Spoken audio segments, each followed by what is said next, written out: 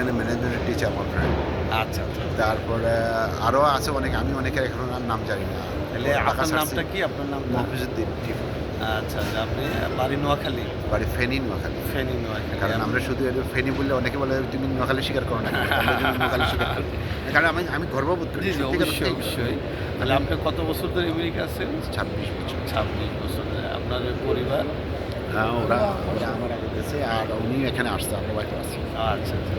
তা আমি মোহাম্মদ হাফিজুর রহমান এবং গোপীনাথপুর ডিগ্রি কলেজ বসবাস ব্রাহ্মণবাড়িয়া। আমি অ্যাসিস্ট্যান্ট প্রফেসর হিসেবে আছি।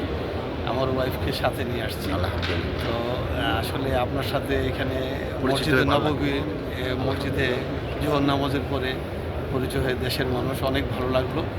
তো আল্লাহর কাছে আমরা দোয়া করব যেন আমাদের মকবুল হজ এই দান করেন। হজকে মকবুল হজ হিসেবে কবুল করে নেন। ইনশাআল্লাহ। আমিন। আর কসবাতে আমার এক বন্ধু আছে, ও নিউ ইয়র্কে থাকে। বাড়ির নাম, গ্রামের নাম ভুলে গেছি। আচ্ছা, আচ্ছা। কসবা দেবিদ্যা একটা আছে, কসবাই বলে। জি। আমার বাড়ি ফাতেহাবাদ। আখাউড়া। আমাদের এসএসসি ফ্রেন্ডও কয়েকজন নিউ ইয়র্কে থাকে। অনেক বছর ধরে, প্রায় 25-26 বছর ধরে থাকে। তো আমি এখানে হজে আসার পরও কথা হয়েছে তাদের সাথে, বন্ধু রাসেল, সেলিম, তাদের সাথে কথা হয়েছে। তো আশা করি আপনাদের এই হজ আল্লাহ আমাদের মকবুল সবার হিসেবে কবুল করবেন। ইনশাআল্লাহ। আমাদের জন্য দোয়া করবেন। ভালো থাকবেন। জি, আসসালামু আলাইকুম।